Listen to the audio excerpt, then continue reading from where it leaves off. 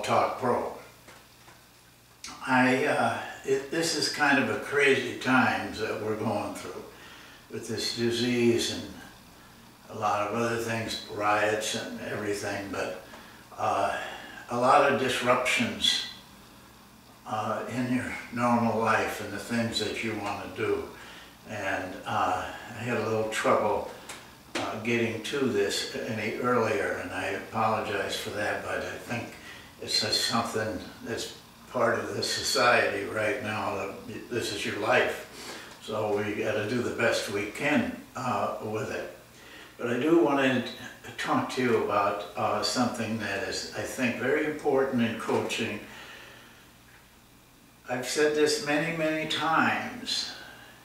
There is more to coaching than just offenses and defenses and drills and all of those things. They're there too, and they're very important. That's our tools that coaches work with. But there's a lot of things behind all of that. And that's what I want to discuss with you, just one part. We can't take the whole panorama in one session, but we can take smaller parts and show them how it comes all together. Then, you know, the title should tell you something. To copy or to create. I think that it's a part of coaching. The copying part is something that I feel you need to know a little bit more about. You think you see something on TV that you really like, so you're going to do it with your team. Or you go to a clinic and they draw a drill and you think, you know, that would really work for us. And but what you're dealing with then in all of that is surface knowledge.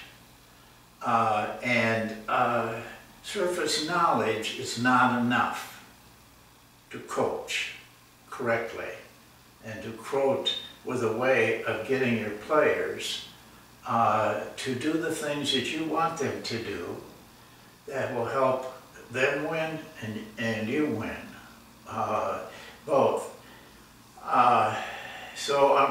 It's very easy to copy. It's a lot of it going on, and it isn't just now. As long as I've been in coaching, even as a high school coach, if somebody had a good year, you know, then the whole league copied them. And that goes on in every league and every level. Now with television as it is, you get a lot more of it because you see more. You see more offenses and defenses and things that happen. And you know, there's other shows that people doing the same thing I'm doing, trying to help you learn something as you can from coaching, about coaching. And so there's a lot more communication. So you see more things and you get involved in more things. To copy, that means to take someone else's play, for example. Let's just work with that, a play. You take that and you use it. You can do that. It's hard to police that. The coach could get a copyright on his plays, but I don't know many that, or any that do, because you're going to see it on TV, you're going to see it in a game, and it's very easy for you to take it away. But remember, somebody created that play. They worked long and hard to get it just right, and now they're having success with it. Now you come along and do nothing and want to have the same success that coach did.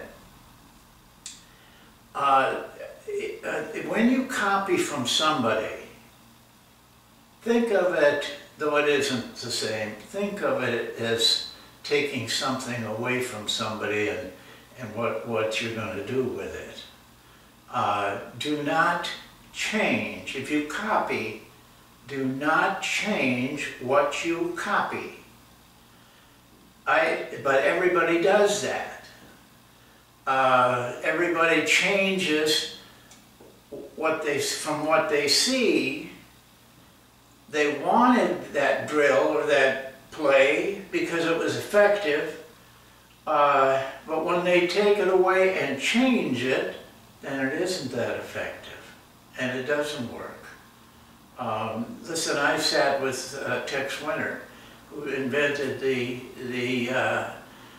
triangle, and he could not get over. People would come to him, you know, they're very famous, and ask, how do you run the play? And he would draw it for him, but he always told them, it isn't what you see on the paper, it's the drills that make this work.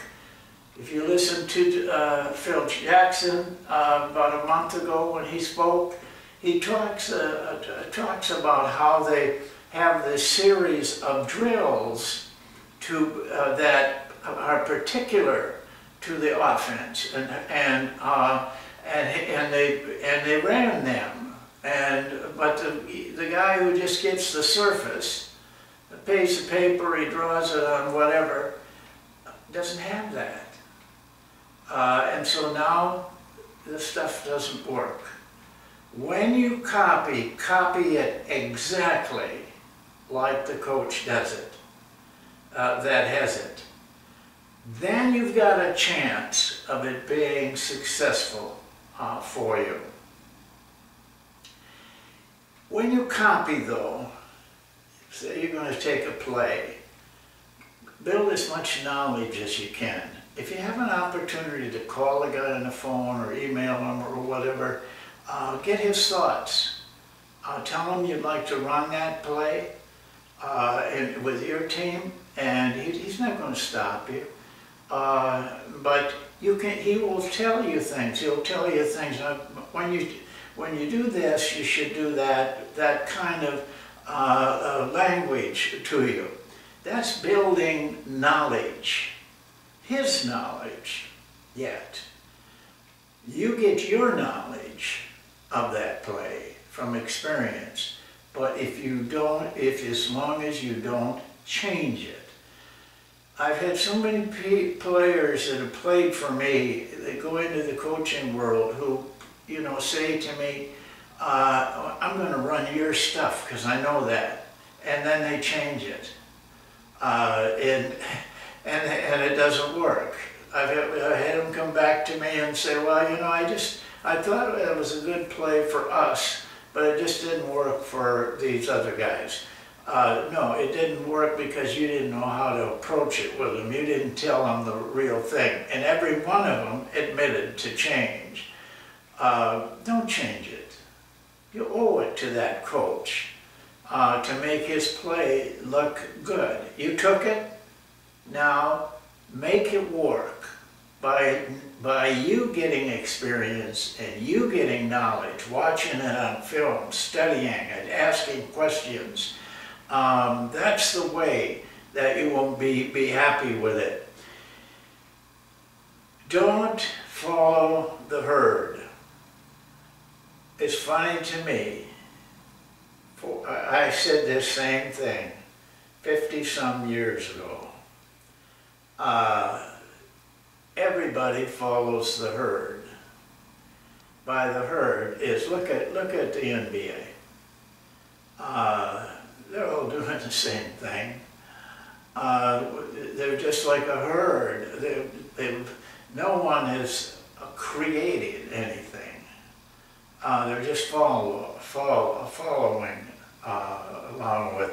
But that's been going on for, I think, since Naismith invented the game. This is nothing new, but it doesn't have to be that way. Don't be afraid to go away from the herd.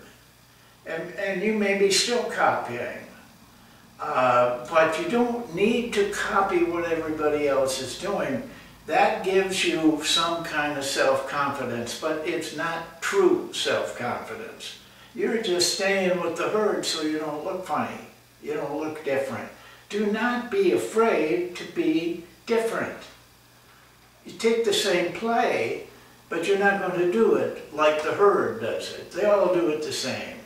And none of them are very effective with it. They're still going to be fighting for last place in the playoffs and probably not getting into the tournament and everything. Be a little bit different by getting experience, studying it, and doing a good job, a real good job of coaching. Let me give you kind of a funny story about this very thing. I have thousands of them.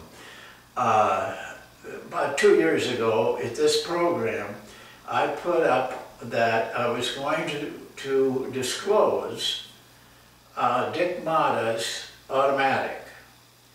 Now, that woke up the guys in the NBA because Dick Motta was a terrific coach.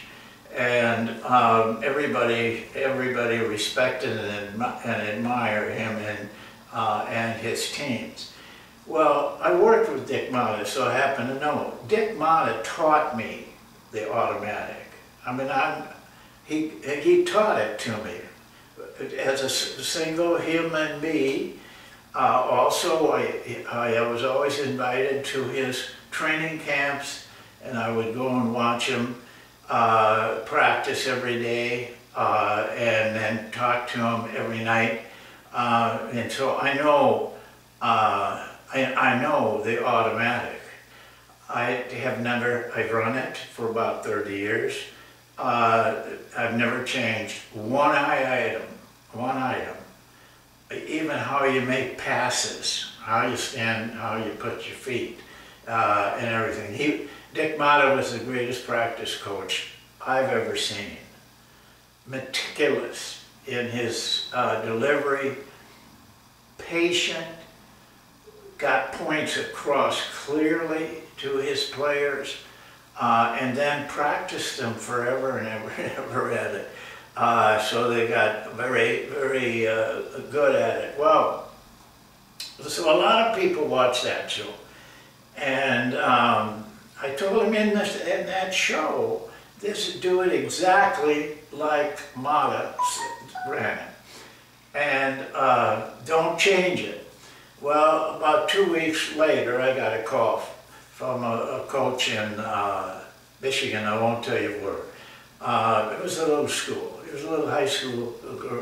He's coached a girls' team, and it's a very little school. He calls to tell me, I thank you for that play. That has helped our team so much. He said we had to make an adjustment, but after that it was really good. I said, wait a minute, adjustment? What kind of adjustment? And he said, well, we changed the weak side. And I said, you know, Dick Motta ran that play for 30, 35 years. He never changed it. Don't you think that Dick Motta knew something? And do you think that you know more than Dick Motta, that you can change his play? I mean, if it required changing, you don't think Dick Motta would have changed it over 30 years? It irritated me. That's arrogant to say that I know more than you, so I'm changing the play. Don't do that. Don't do that. And you'll be happier yourself, because you're going to get to know it through hard work. That's legitimate. I think that young coaches up to about 3 years should not do anything but copy. I don't think you're ready to create in any aspect of coaching. Pay attention to those coaches that have done it a long time.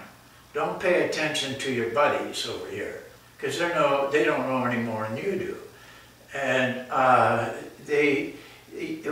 by being different, you become better at what you're doing. So give that some consideration. And I'll talk to you a little bit about creating. To create something, and that is really, truly the great part of coaching. I talked, about the Monk system, the Monk offense. I can honestly say this, within the exception of just a couple of things, every drill, everything about the Monk offense, everything about the Monk system were mine. The drills, all the drills were mine. I made them up. I made them up to fit what we were doing. But then I got, over the years, I got so I didn't have to change anything. I got better at coaching them. I got more experience. That made me better. To be able to show the players the correct way of doing things. So give yourself a chance to develop that experience and knowledge. Use somebody else's stuff. But all I'm warning you is two things. Use somebody's stuff that is really good and not just a thing that happens and a thought that comes and they change. And don't ever change. Study that. If it's a drill, study that drill. Get every little nuance down. And then stay with it. I can give you tons of examples of people that have done that and had great success. Dick Motta is one of them, by the way. I think when you're going to create, you need a mentor to help you.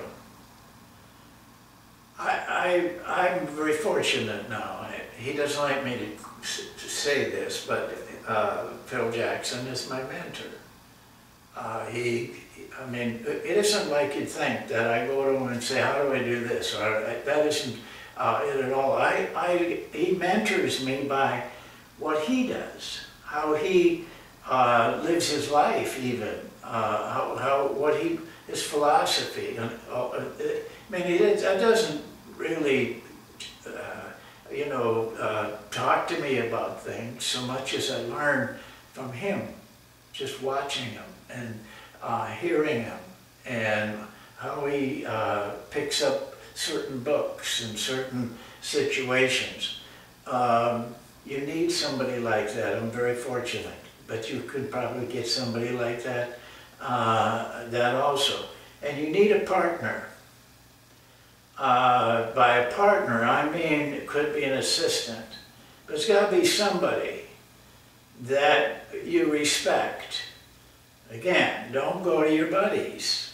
That's the easy way. Get to know somebody that you really respect, and he knows things that can help you. If it's your vocation, it's the same. They're doing the same thing. Most people are willing to share, especially coaches, but they don't want to be pestered. So don't pester them, but try to get them. The best thing you can do is with an assistant, is get him so that he is thinking and wants the same goal that you do. A partner is very important. I've had really fine assistants, not all of them. Some of them, some of them are selfish, and some of them are just trying to beat somebody out, and so they get kind of nasty.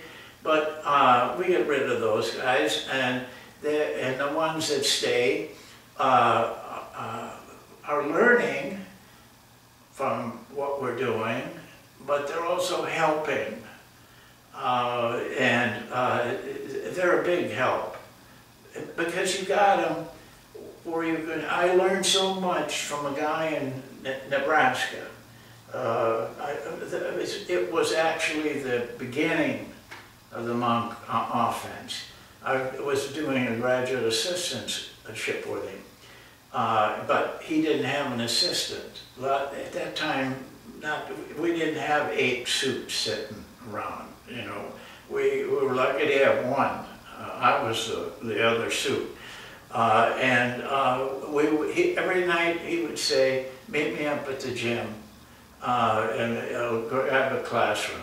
And we'd sit there in that classroom for 2 to 3 hours. He wanted to run a freelance offense. I did too, so it was a perfect matchup. We worked out all the details, night after night after night. Sundays, no excuse. We still were up in that gym. He asked me one day, he said, I don't want to use it with the varsity. Will you do it with the junior varsity or second or whatever they call it? I said I would. So I got the experience of what we had talked about, and that gave me the experience, and it gave him the opportunity to see it before he put it with the varsity. He never did put it with the varsity, by the way. And I did not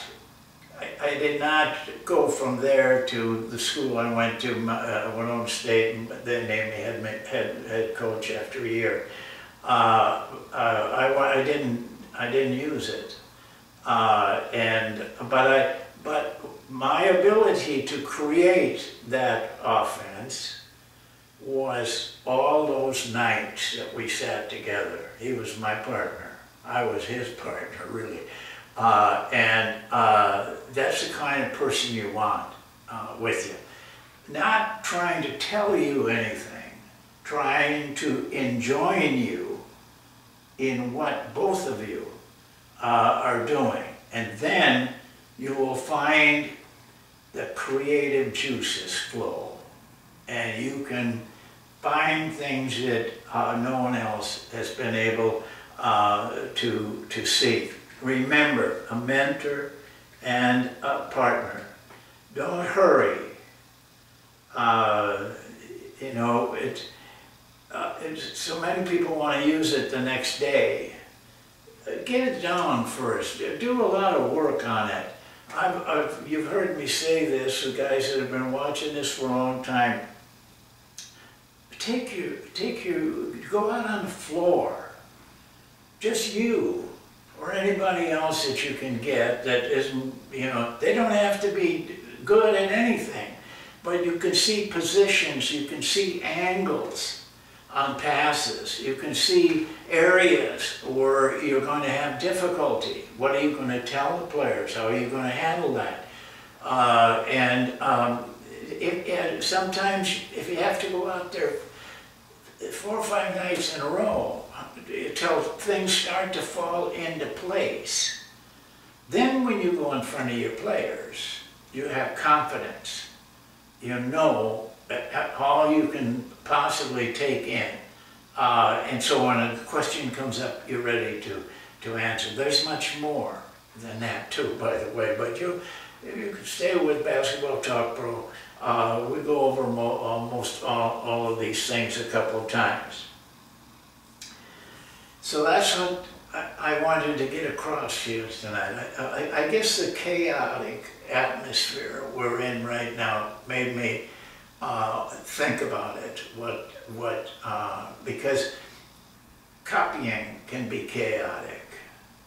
Herd complex can be chaotic. A lot of people telling you what to do and what's best and all of this.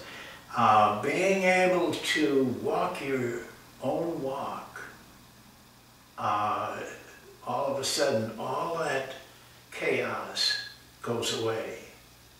It's just you and maybe your partner, or maybe you're a mentor. So I hope I've helped you. Don't hesitate at all to contact me if you've got any questions about anything I say in this program.